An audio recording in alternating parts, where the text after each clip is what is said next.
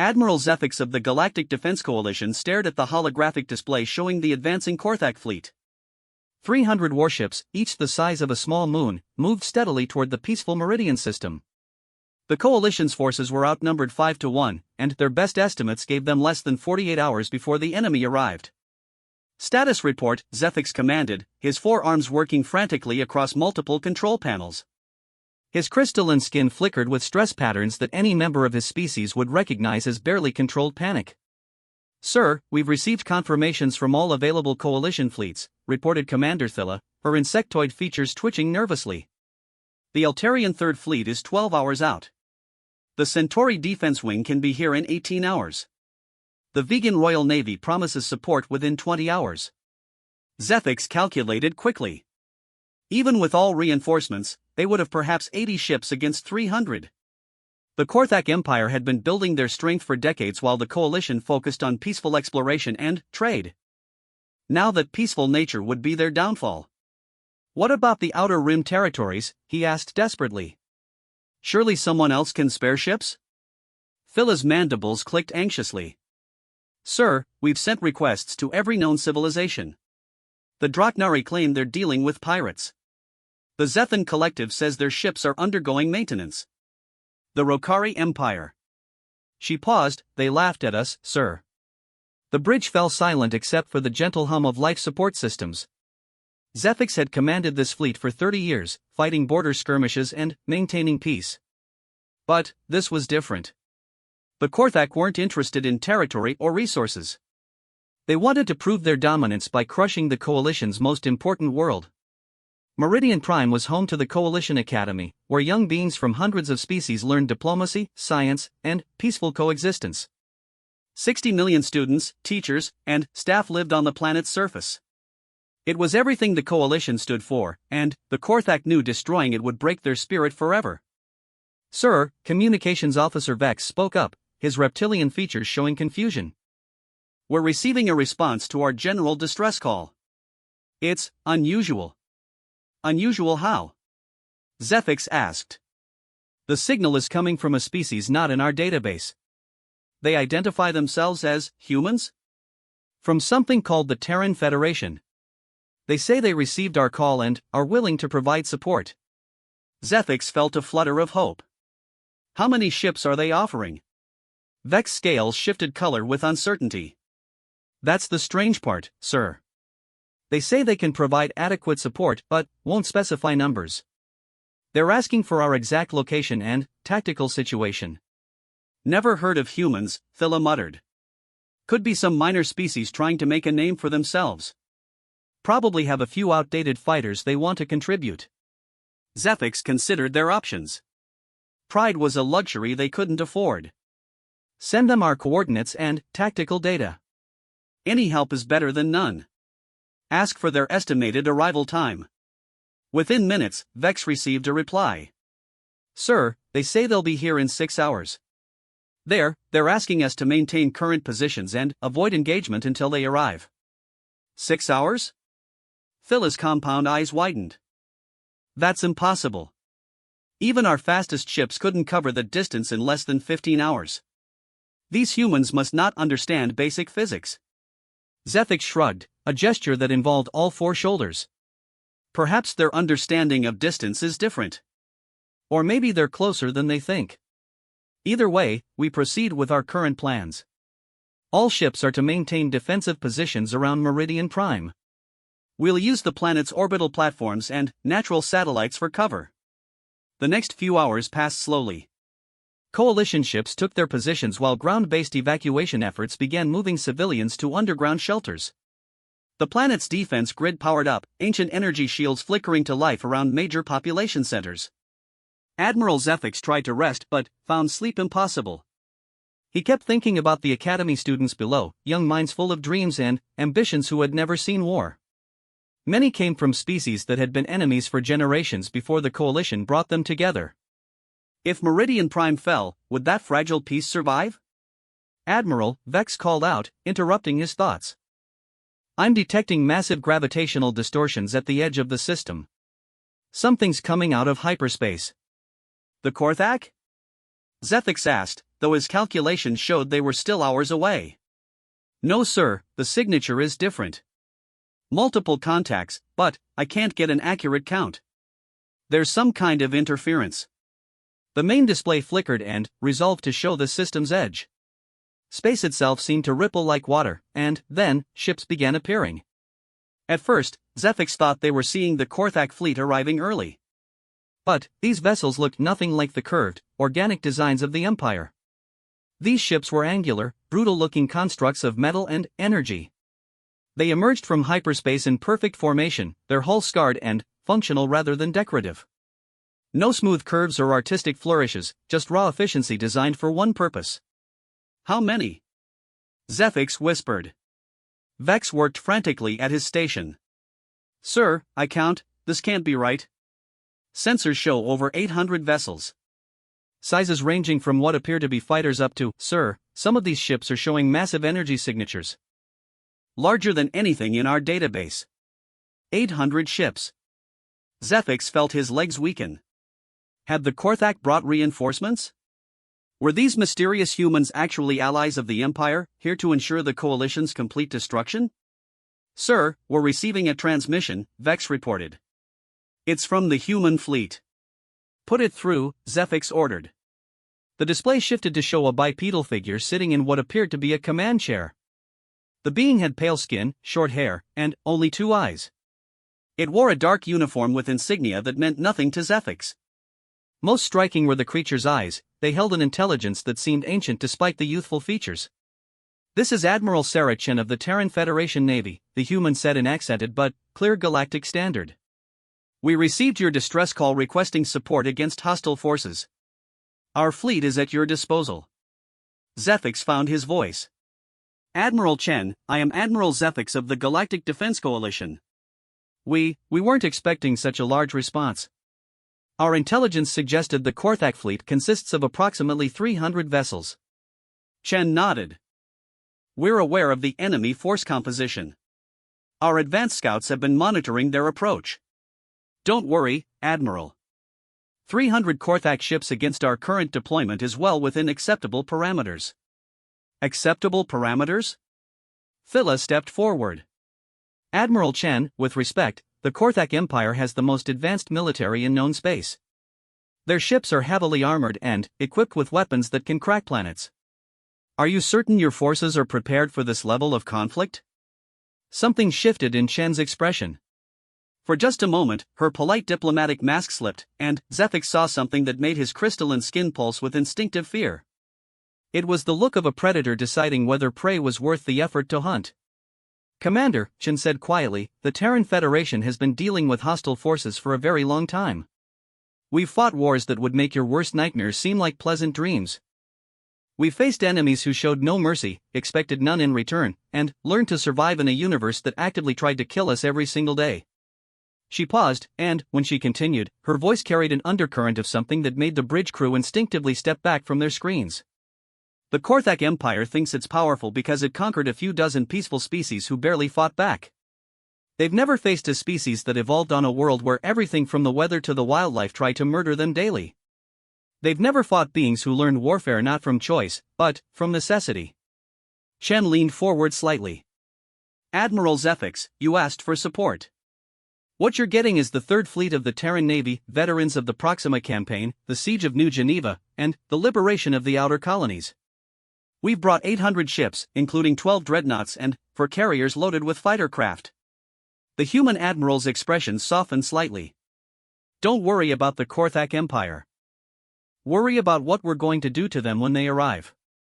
The transmission ended, leaving the Coalition bridge in stunned silence. Zethix stared at the tactical display showing hundreds of human ships in perfect formation. Each vessel bristled with weapons he couldn't identify, and their energy signatures suggested technology far beyond anything in Coalition databases. Sir, Phila whispered, what have we gotten ourselves into? Before Zethix could answer, Vex spoke up again.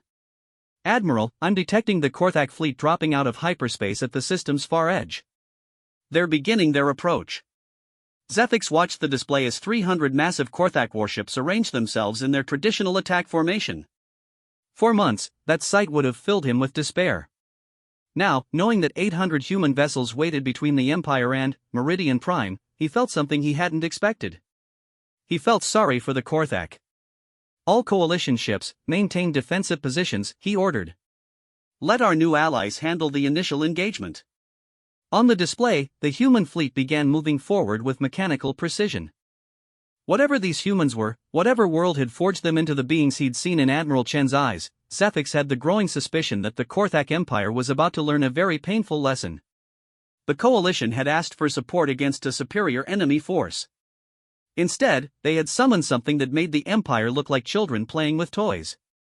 As he watched the two fleets approach each other, Admiral Zephyx began to wonder if they should be more worried about what would happen after the humans won. Because looking at those ships, listening to that Admiral's casual confidence, he was becoming certain that the humans would win. The only question was what they would want in return for their help, and whether the coalition was prepared to pay that price. The Korthak fleet continued its approach, unaware that their conquest of Meridian Prime was about to become something entirely different. They expected to face desperate coalition forces making a hopeless last stand. Instead, they were flying toward an encounter with a species that had turned warfare into an art form, evolved on a world that had tried to kill them since birth, and now traveled the galaxy looking for challenges worthy of their skills. They had asked for support. They had gotten Deathworlders instead. And the galaxy was about to discover what that meant.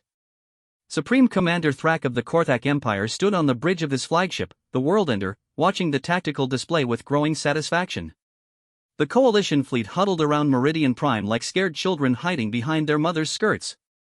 In 6 hours, maybe 7, the planet would be a burning reminder to the galaxy that the Korthak Empire would not be denied. Status of coalition forces?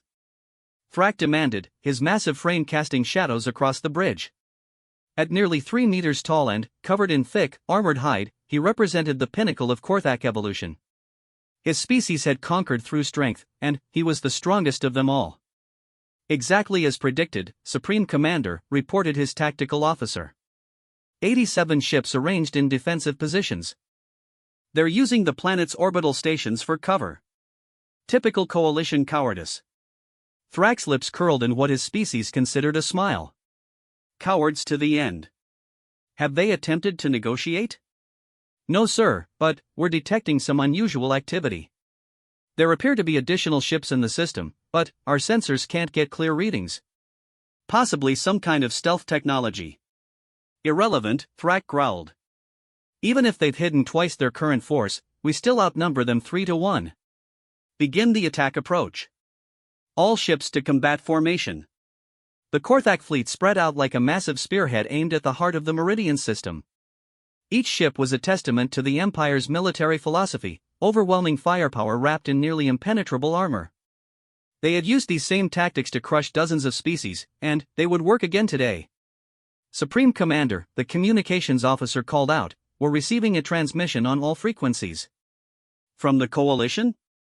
Finally, ready to beg? No sir, the signal is identifying itself as coming from something called the Terran Federation. They're demanding our immediate withdrawal from the system. Thrak's laughter boomed across the bridge. Terran Federation? Never heard of them. Some minor species trying to play hero, no doubt. What do they threaten us with? The communications officer looked uncomfortable. Sir, they say that if we don't withdraw immediately, they will, quote, demonstrate why the Galactic Defense Coalition chose to call us for assistance.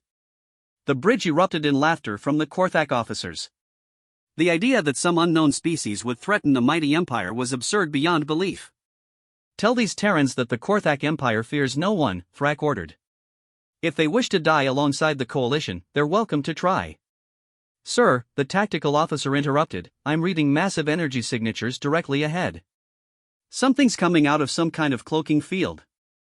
The main display shifted to show the space between the Korthak fleet and Meridian Prime. The stars themselves seemed to shimmer, and then ships began appearing. First dozens, then hundreds of vessels materialized from nothing, their dark hulls reflecting the light of the system's star. How many? Thrak demanded, his confidence wavering slightly. Sir, I count 837 vessels. They're arranged in perfect battle formation. Supreme Commander, some of these ships are showing energy signatures larger than our dreadnoughts. 800 ships. Thrak stared at the display, trying to process what he was seeing. The largest fleet the Empire had ever assembled contained 400 vessels, and that had taken 2 years of preparation. Where had these humans come from, and how had they assembled such a force so quickly? Analysis of their technology, he asked. Unknown, sir. Their ship designs don't match anything in our database. Very angular construction, heavy armor plating, and what appears to be an unusual number of weapon hardpoints. Sir, they're moving to intercept us. On the display, the human fleet began advancing in a formation that Thrak had never seen before. Coalition forces typically arrange themselves in defensive spheres or simple line formations. These humans move like a living thing, ships flowing into complex patterns that somehow maintain perfect coordination across hundreds of vessels. All ships, prepare for battle, Thrak ordered. We'll show these upstarts what it means to challenge the Empire. The first exchange came at maximum range. Korthak plasma cannons reached out across space, sending streams of superheated energy toward the approaching human fleet. The Empire's weapons were legendary for their power, capable of melting through any known armor in seconds. The human ships didn't even try to dodge. They simply continued their advance as the plasma streams struck their hulls. Thrak expected to see explosions, debris, ships breaking apart under the overwhelming firepower. Instead, the humans returned fire. The first salvo from the human fleet defied everything Thrak thought he knew about space combat. Instead of energy weapons or traditional projectiles, the humans launched what appeared to be simple metal rods. Thousands of them, moving at velocities that made his tactical computer struggle to track them. When the first rod struck a Korthak cruiser, the ship simply ceased to exist. One moment it was there, a mighty vessel of the Empire. The next, there was only an expanding cloud of superheated plasma and debris. What was that? Thrak roared. Unknown weapon type, sir. Some kind of kinetic projectile, but the velocity readings don't make sense. Sir, we've lost 17 ships in the first exchange. 17 ships destroyed in seconds by weapons that look like metal sticks. Thrak felt the first cold touch of real fear. Return fire. All ships, maximum power. The Korthak fleet unleashed everything it had. Plasma cannons, fusion torpedoes, particle beams, and gravitational disruptors filled space with enough energy to sterilize a planet. The barrage struck the human fleet like the wrath of angry gods. When the light faded, the human ships continued their advance. Some showed scorch marks on their hulls, but none had been destroyed. Not one. Impossible, Thrak whispered. Nothing can withstand that level of firepower. Sir, we're receiving another transmission from the humans. Put it through. The display showed the same human female from before, but now Thrak could see her bridge around her. Other humans moved with calm efficiency, their faces showing no emotion despite the battle raging outside. It was as if they were conducting a routine training exercise rather than fighting for their lives. Supreme Commander Thrak, Admiral Chen said, "This is your final warning. Withdraw your forces immediately, or we will begin demonstrating why humans are considered a restricted species by several galactic civilizations." Restricted species? Thrak snarled. I've never heard such nonsense. Your tricks won't save you, human. The Empire has crushed species far more advanced than yours. Chen's expression didn't change. Commander, you've never encountered a species like ours because most civilizations are smart enough to leave us alone. We evolved on a world that tried to kill us every single day. Our weather systems regularly generate storms that would level your cities. Our wildlife includes predators that hunt in packs and can smell fear from kilometers away. Our oceans contain creatures larger than your ships. She paused, and something dangerous flickered in her eyes. We learned to fight before we learned to walk. We perfected warfare before we invented agriculture. When we reached the stars, we brought everything that made us survivors on Earth with us. Enough talk. Thrak roared.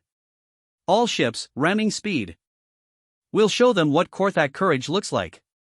The Empire's ships surged forward, abandoning tactics for pure aggression. If they couldn't hurt the humans at range, they would close to point-blank distance and overwhelm them with superior numbers. The humans responded by doing something that made Thrak's tactical officer curse in 3 different languages. They split their formation. Not into smaller groups like any sane military force would, but into individual ships that began moving independently. 800 vessels suddenly became 800 separate threats, each one maneuvering with precision that should have been impossible for ships that size. "Sir, they're surrounding us," the tactical officer reported. "Each ship is moving in a different pattern, but somehow they're maintaining perfect coordination. It's like they're thinking as one mind while acting independently." The Korthak fleet found itself in the center of a sphere of human ships. From every direction, those terrible kinetic weapons reached out to touch Empire vessels with surgical precision. Ships that had ruled the galaxy for decades died with single hits, their armor and shields useless against weapons that moved faster than thought. "How are they targeting us?" Thrak demanded. "Our defensive systems should be blocking their sensors." "Sir, I don't think they're using sensors. At least, not any kind we understand. Their targeting is too precise, too fast. It's like they know where we're going to be before we do." On the display, Thrak watched his mighty fleet being systematically destroyed. The humans moved like apex predators, each ship flowing through space with deadly grace. They didn't fight like any species he'd encountered. There was no hesitation, no confusion, no wasted motion. They fought like they had been born to it. "Supreme Commander," the communications officer called out, "Captain Vrex of the Iron Fist reports that human ships are boarding his vessel." "Boarding?" Thrak couldn't believe what he was hearing. "How?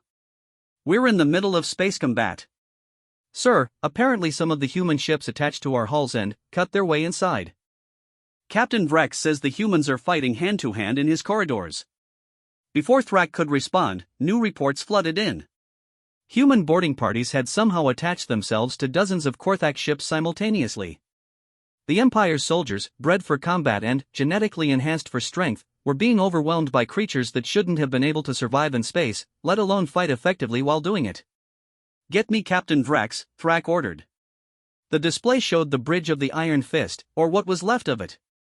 Emergency lighting flickered over damaged consoles and the bodies of Korthak officers. Captain Vrex, a veteran of 20 campaigns, cowered behind an overturned command station. "Supreme Commander," Vrex gasped, "they're not like anything we've faced. They move too fast, hit too hard. Our armor does nothing against their weapons." "Sir, I think they're actually enjoying this." The transmission cut to static as explosions echoed through the Iron Fist. Within minutes, the ship's distress beacon went silent. "Sir," the tactical officer reported quietly, "we've lost half our fleet." "The humans haven't lost a single ship." Thrak stared at the tactical display. Red icons marking destroyed Korthak vessels filled the screen while green human ships continued their deadly dance. In less than an hour, the mighty Empire fleet had been reduced to scattered survivors running for their lives. "All ships," he whispered, "retreat. Maximum speed." "Sir?" "Retreat!" Thrak roared. "Get us out of this system before they kill us all." The surviving Korthak ships turned and fled, their engines burning at maximum power. Behind them, the human fleet didn't pursue. They simply reformed their perfect formations and took up defensive positions around Meridian Prime, as if the complete destruction of the Empire's most powerful fleet had been a minor inconvenience. As the Worldender limped toward the hyperspace jump point, Thrak received one final transmission from Admiral Chen.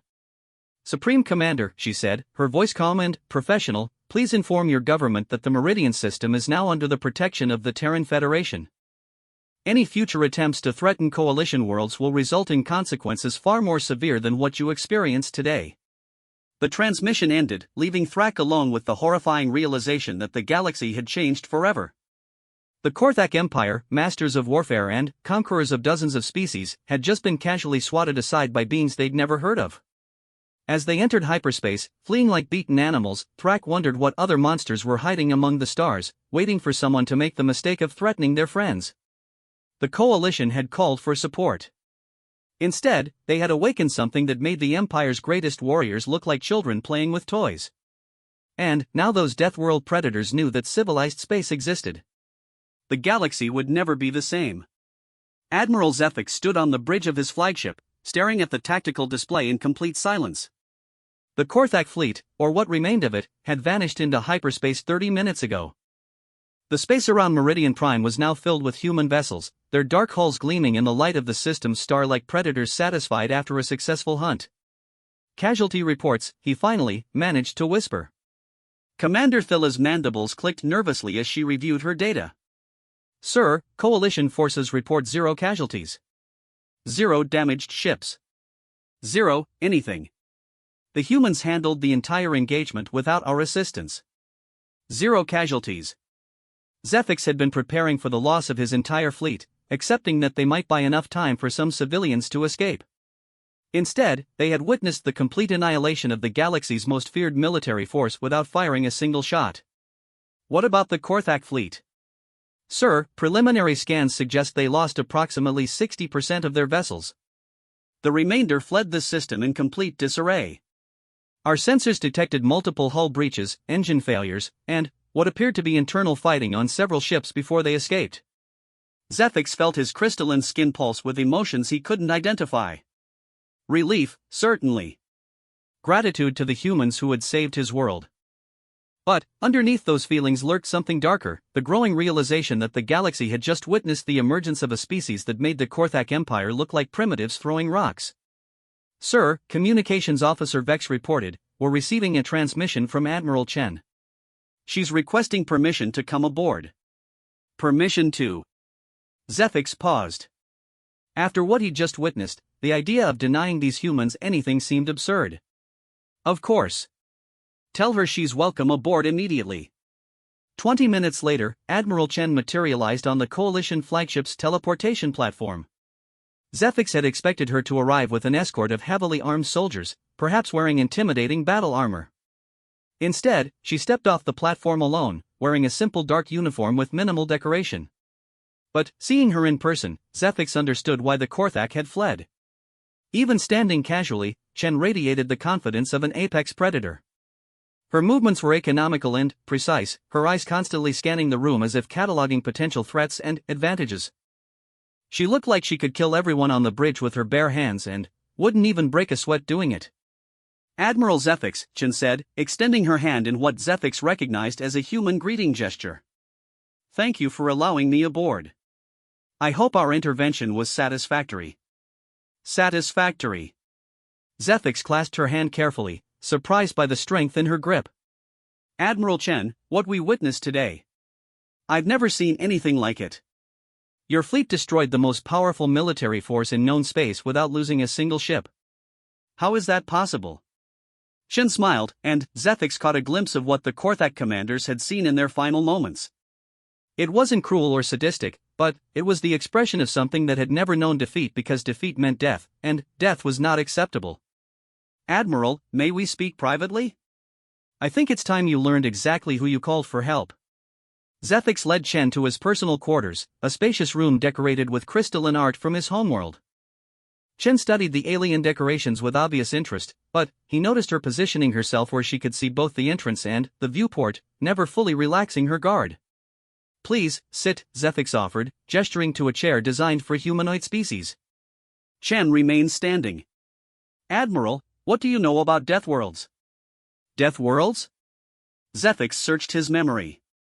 Planets classified as extremely hostile to life. High gravity, dangerous weather, predatory ecosystems. Most species avoid them entirely. I believe the official classification requires a planet to have at least 50 different ways to kill an unprotected visitor within the first hour of exposure. Earth has over 3,000, Chen said casually. Zethix felt his skin pulse with shock. 3,000? That's impossible. No species could evolve on such a world. Earth doesn't just try to kill you, Admiral. Earth tries to kill you creatively. Our weather systems can generate winds that move at over 300 kilometers per hour. We have regions where the ground itself is so hot it melts metal. Our oceans contain creatures that can swallow ships whole, and that's not even mentioning what lives in our deepest trenches. Shen moved to the viewport, looking out at the human fleet. Our largest land predators weigh over 6 tons and can run faster than most species' ground vehicles. We have smaller predators that hunt in packs with coordination that rivals military units. Some of our insects inject toxins that cause paralysis, hallucinations, or death within minutes. But, you survived, Zethix said weakly. We didn't just survive, Admiral. We thrived. We learned to fight everything our world threw at us, and, when we ran out of external enemies, we fought each other. For thousands of years, human history was an unbroken chain of warfare, conquest, and survival. Chen turned back to face him. When we finally reached the stars, we brought all of that experience with us. Every human child grows up learning about strategy, tactics, and survival. It's encoded in our genes, reinforced by our culture, and perfected by our technology. Zethix was beginning to understand. The weapons you used against the Korthak. Kinetic penetrators. Essentially, we throw rocks very, very fast. The concept is thousands of years old, but our technology allows us to accelerate projectiles to a significant percentage of light speed. When something moving that fast hits matter, the results are dramatic. And your defensive capabilities? Chan smiled again. Our ships are built to the same standards we use for exploring planets that actively try to kill us.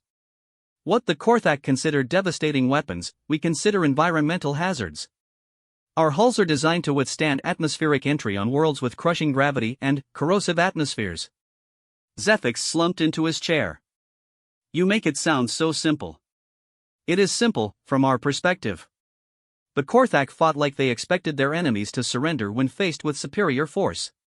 They've spent generations conquering species that value peace over preparation, negotiation over conflict. Chen walked back to stand before Zethix's desk. Humans learned long ago that sometimes peace is only possible through superior firepower. We don't fight wars to prove points or gain territory. When humans go to war, it's to end threats so completely that they never return. Is that what you did today? Ended the Korthak threat? The Korthak Empire will never again threaten coalition space, Chen said with absolute certainty. Word of what happened here will spread throughout their territory within days. Their military leaders will realize that challenging the Terran Federation means the complete destruction of their forces. Their politicians will understand that we represent an existential threat to their entire way of life. Zethix processed this information. But, you only destroyed 60% of their fleet.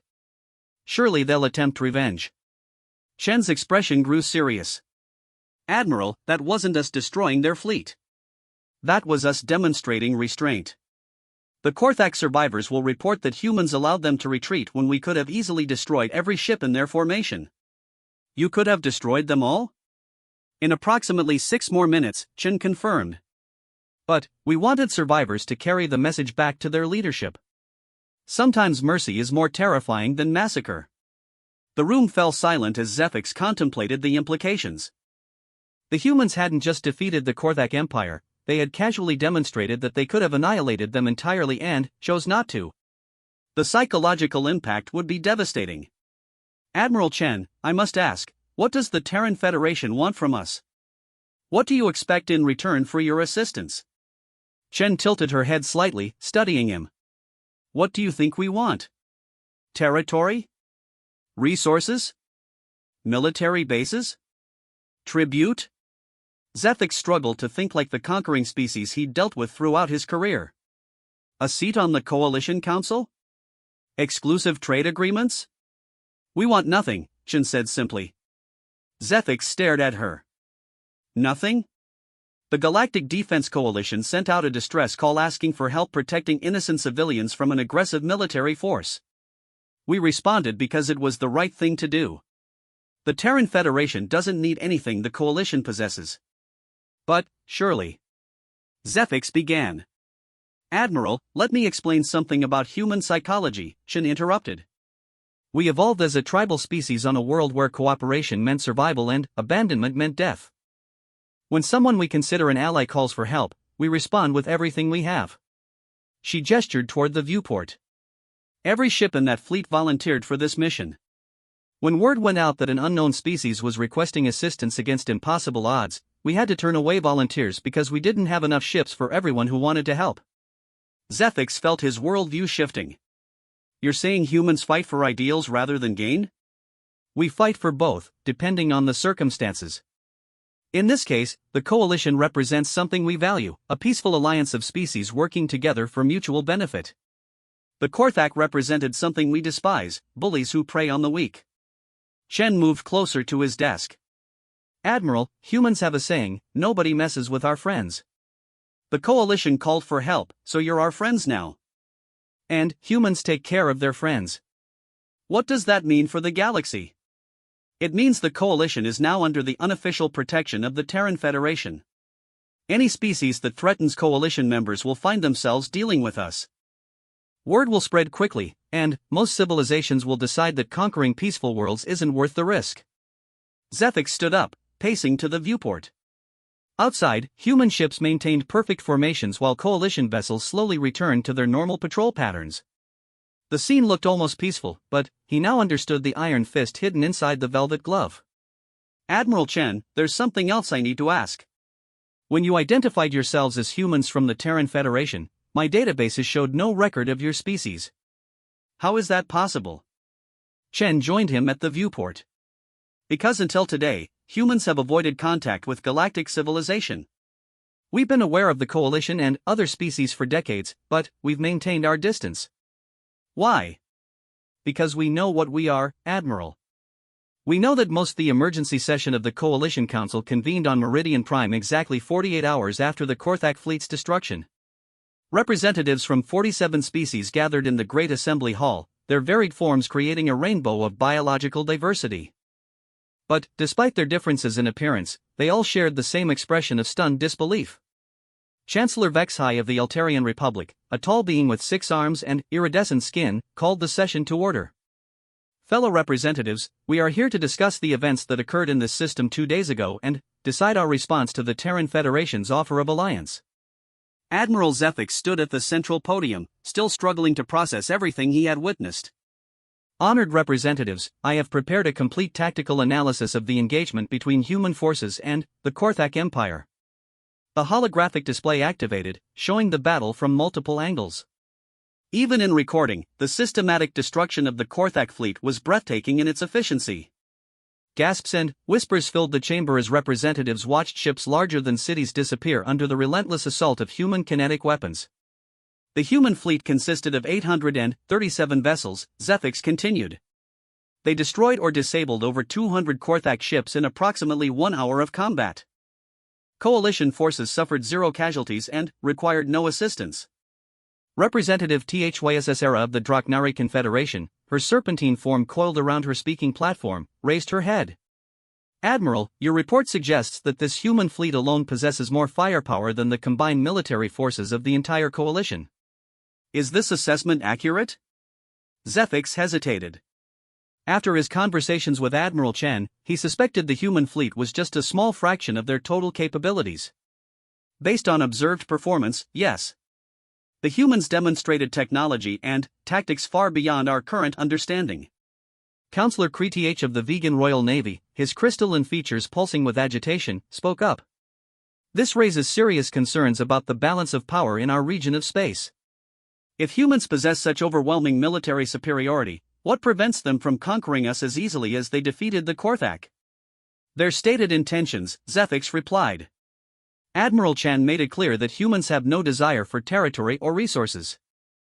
They responded to our distress call because they believe in protecting peaceful civilizations from aggressive ones. The chamber erupted in discussion as representatives debated the implications.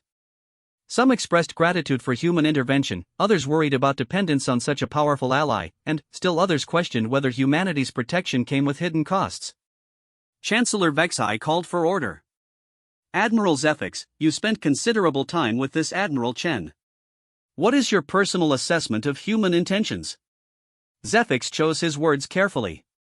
Honored Chancellor, humans appear to operate on principles that are both alien and familiar to us. They value strength, but use it to protect rather than conquer. They come from a world that forced them to become warriors, but they fight for idealistic goals rather than material gain. And if we refuse their offer of alliance, asked Representative Mordak of the Zethan Collective. They return to their exploration of uninhabited space and leave us to handle future threats ourselves. The chamber fell silent as representatives contemplated facing another Korthak-level threat without human assistance. The Coalition's military forces had proven completely inadequate against the Empire, and there were rumors of other aggressive species beyond the galactic rim. There is another matter we must discuss, Chancellor Vexhai announced. We have received communications from 17 different species requesting emergency diplomatic meetings. Word of human capabilities has spread faster than our official reports. Representative HFY Stories' scales shifted color with concern. What do these species want? Various things. The Rokari Empire wants to negotiate a non-aggression pact with humans immediately. The hegemony of the spiral arm is offering tribute in exchange for protection. 3 minor species are requesting human assistance with their own security problems. Admiral Zephyx realized the full scope of what had happened. The balance of power in this entire region of space has shifted overnight. Every species is scrambling to understand where they stand in relation to humanity. Which brings us to our decision, Chancellor Vexai said. Do we accept the human offer of alliance, knowing it will fundamentally alter our position in galactic politics? Or do we politely decline and hope we can maintain our independence? Before anyone could respond, communication specialist GNAK announced an incoming priority transmission. Chancellor, Admiral Chen of the Terran Federation requests permission to address the Council. The representatives exchanged glances. Few had actually seen humans except in tactical recordings. Permission granted, the Chancellor decided. The central holographic display shifted to show Admiral Chen standing on the bridge of her flagship. Even through the hologram, her presence commanded attention. She wore the same simple uniform as before, but now the representatives could see the controlled intensity that had intimidated the Korthak commander. Honored representatives of the Galactic Defense Coalition, Chen began, I understand you are debating whether to accept our offer of formal alliance. Before you make this decision, I believe you should understand exactly what such an alliance would mean. Chancellor Vexai leaned forward. Please elaborate, Admiral. A mutual defense treaty with the Terran Federation means that any attack on Coalition territory is considered an attack on human space. Our response would be immediate and overwhelming. However, this protection comes with responsibilities. The chamber tensed. Here were the hidden costs they had been expecting. If the Coalition accepts our alliance, you must be prepared to act as our diplomatic interface with galactic civilization. Humans are not natural diplomats. We prefer direct action to negotiation, and our solutions to problems tend to be permanent. Representative Kreth spoke up. What kind of responsibilities are you referring to? For example, if a species attempts to invade Coalition space, humans will eliminate the threat completely. Your role would be to handle the aftermath, refugee populations, territorial disputes, diplomatic protests from allied species. We're very good at ending problems, but we're not good at managing the consequences. Chen's expression grew serious. You should also understand that alliance with humanity will make you enemies. There are species in this galaxy that will view our friendship as a threat to their own ambitions. Some may attempt to drive a wedge between us through deception or manipulation. And how would humans respond to such attempts? Asked Representative HFY. By protecting our allies and punishing those who threaten them. But we would need Coalition input to distinguish between legitimate diplomatic concerns and actual threats. Humans tend to assume that anyone who opposes our friends is an enemy. Admiral Zephyx understood what Chen was really saying. Humans were offering protection, but they were also admitting they might overreact to perceived threats. The Coalition would need to serve as a restraining influence on humanity's more aggressive instincts. There is one more thing you should know, Chen continued. The Terran Federation has been monitoring galactic communications for decades. We know about the Vortak Syndicate beyond the galactic rim, the consuming swarm and the Andromeda approach, and several other threats that Coalition intelligence hasn't detected yet. The chamber erupted in shocked murmurs. These were threats beyond anything in Coalition databases. If you accept our alliance, we will share this intelligence and help prepare defenses against future threats. If you choose independence, these threats will eventually find you anyway, and you'll face them alone. Chancellor Vexai struggled to maintain composure. Admiral Chen, are you saying the Coalition faces multiple existential threats? I'm saying the galaxy is a dangerous place, and the Coalition's peaceful nature makes it an attractive target for predatory species. The Korthak were actually among the least dangerous threats you'll encounter over the next century. The implications were staggering. The Coalition had focused on exploration and peaceful contact, believing their diplomatic approach would protect them from major threats. Now they were learning that multiple hostile forces were already aware of their existence and planning accordingly. What do humans gain from protecting us? Representative Mordak asked bluntly. Chen smiled. Allies who share our values. Friends who understand that civilization requires both strength and wisdom to survive. And, perhaps most importantly, partners who can help us become better than we are. Better how? Humans are very good at survival and warfare, but we struggle with the kind of peaceful cooperation that defines coalition society. We're hoping that close association with your civilization will teach us how to be something other than survivors. The honesty in Chen's admission surprised many representatives. This apex predator species was asking for help becoming more civilized. The choice is yours, Chen concluded. But understand that this decision will affect not just the coalition, but the future of galactic civilization. Peace is only possible when good people have the strength to protect themselves from those who would destroy them. The transmission ended, leaving the council chamber in silence.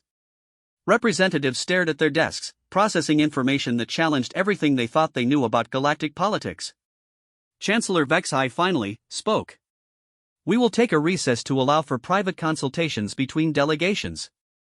The vote will take place in 4 hours.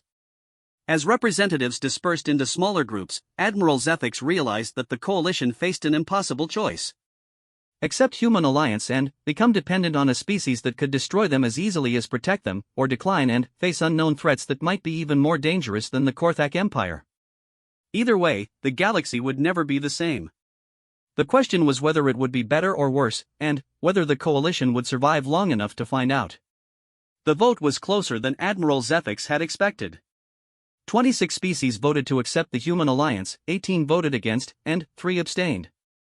Chancellor Vexhai announced the results with a mixture of relief and apprehension that reflected the mood of the entire chamber. The Coalition Council accepts the offer of formal alliance with the Terran Federation, he declared.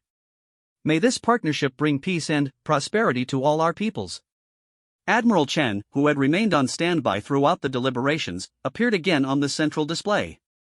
Thank you, honored representatives.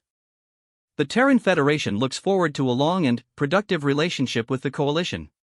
We will begin establishing permanent diplomatic missions within the month. As the council session concluded, representatives dispersed with expressions ranging from hope to terror. The coalition had just allied itself with the most powerful military force in known space, but nobody was entirely certain what that meant for their future. 3 months later, Admiral Zephyx stood on the observation deck of the new Terran embassy on Meridian Prime, watching construction crews put finishing touches on what was officially called a diplomatic facility.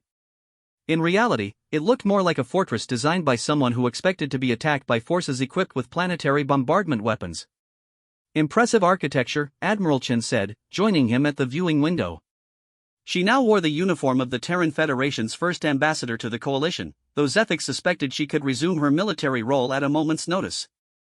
Ambassador Chen, Zephyx replied, still adjusting to her new title. The embassy is certainly substantial. Chen laughed. Humans have a saying, hope for the best, prepare for the worst. Our embassy is designed to serve as an evacuation center and defensive position if necessary. Old habits. In the 3 months since the alliance was signed, the galaxy had transformed in ways nobody had anticipated. The Rokari Empire had indeed negotiated a non-aggression pact with humanity, offering substantial trade concessions in exchange for assurances that humans would not intervene in their internal affairs. The hegemony of the Spiral Arm had become the coalition's most enthusiastic trading partner, hoping that economic ties would ensure human protection by proxy. More surprising were the changes within coalition space itself. Applications for membership had tripled as minor species sought the protection of human alliance. Trade routes that had been considered too dangerous to patrol were now bustling with commerce under the watchful presence of Terran Federation ships. The Korthak Empire has been unusually quiet, Zephyx observed. They're rebuilding, Chen replied. Our intelligence suggests they're restructuring their entire military doctrine based on what they learned in our engagement. It's actually quite smart, they're abandoning their traditional heavy assault tactics in favor of more flexible approaches. Should we be concerned? Not about the Korthak. They understand that aggression against coalition space means facing us again. They're more interested in finding ways to coexist without losing face. In fact, we expect them to request trade negotiations within the year. Zephyx found this hard to believe. The empire that wanted to crush coalition civilization now wants to trade with us? Fear is an excellent motivator for diplomatic evolution, Chen said with amusement. The Korthak leadership realized that they have two choices, adapt to the new galactic reality or risk complete destruction. Most species choose adaptation.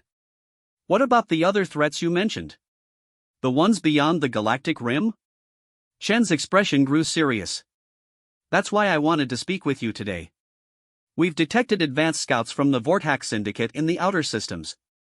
They're probing coalition defenses, gathering intelligence about our alliance. Are they planning an invasion? Eventually. The Vortex operate differently than the Korthak. They don't want quick conquest, they prefer to infiltrate, corrupt, and gradually take control of entire civilizations. It's a slower process, but much more thorough. Zethix felt his crystalline skin pulse with anxiety. What can we do? We've already begun countermeasures. Human intelligence agents are tracking Vortex operatives throughout coalition space. We're also sharing detection techniques with your security forces so you can identify infiltrators independently. Shen gestured toward the embassy complex below. This facility isn't just a diplomatic mission, Admiral. It's the headquarters for Joint Human Coalition intelligence operations. Every suspicious contact, every unusual trade proposal, every new species that suddenly wants to join the coalition, we're watching all of it. The scope of human preparation was staggering.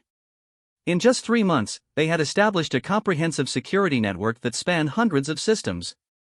Zethix was beginning to understand that humans didn't just fight wars, they prevented them through preparation and intelligence gathering.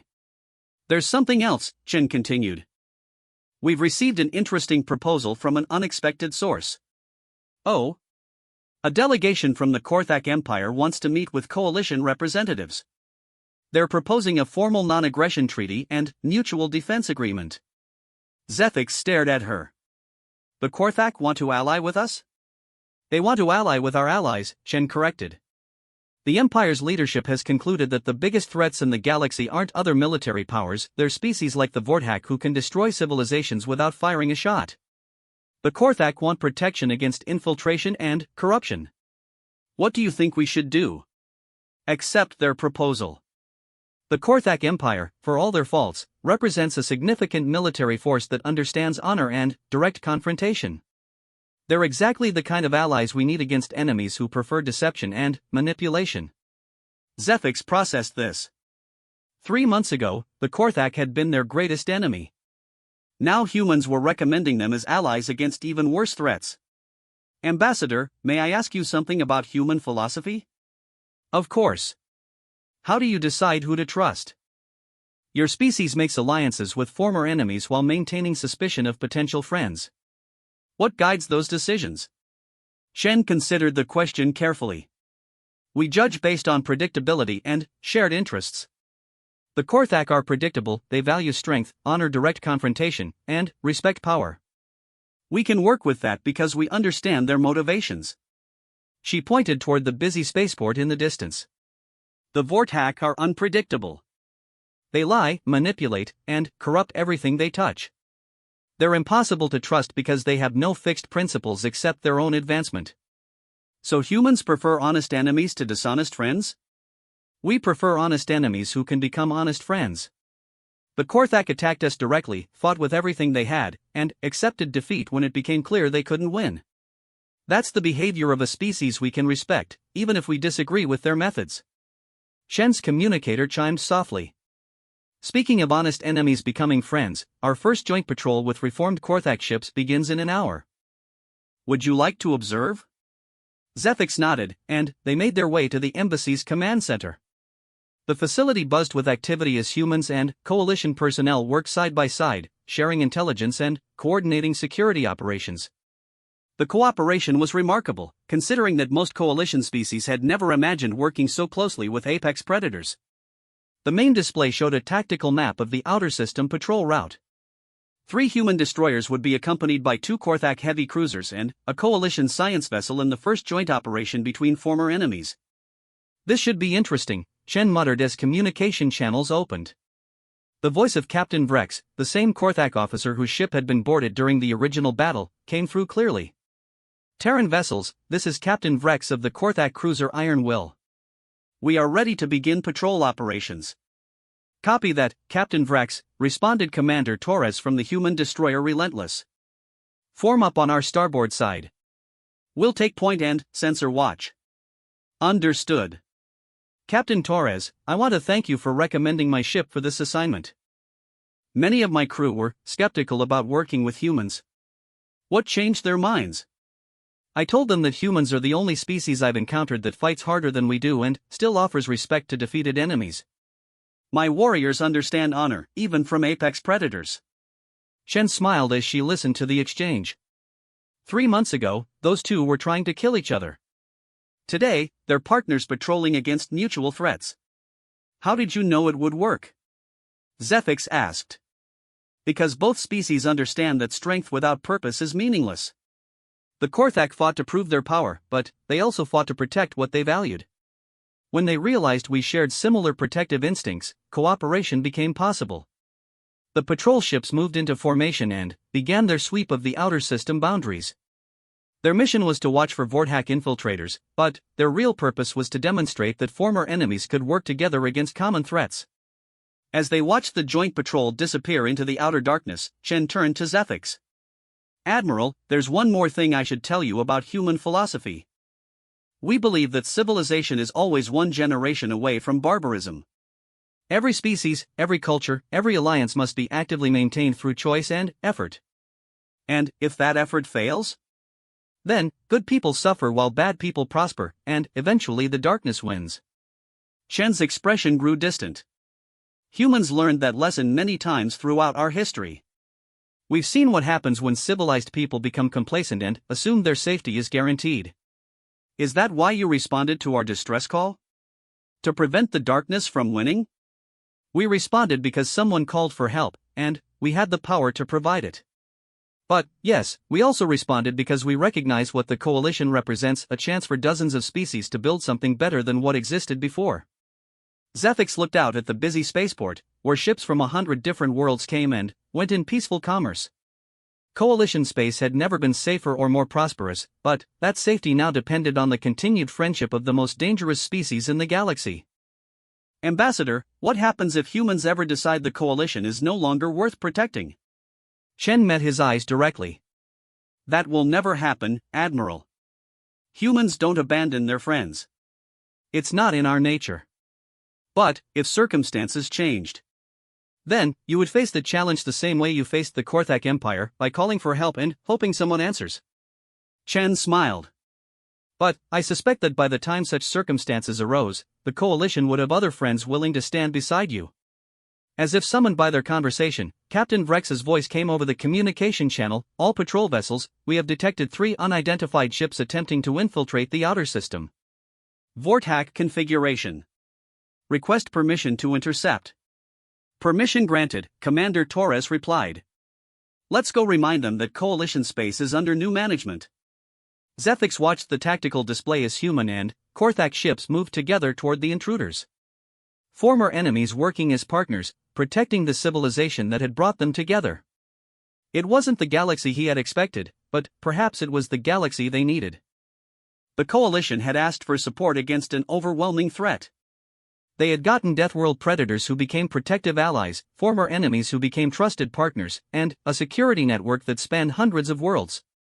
They had also gotten something more valuable than military protection. They had gotten friends who understood that sometimes peace was only possible through strength, and that the best way to avoid wars was to be too dangerous to attack.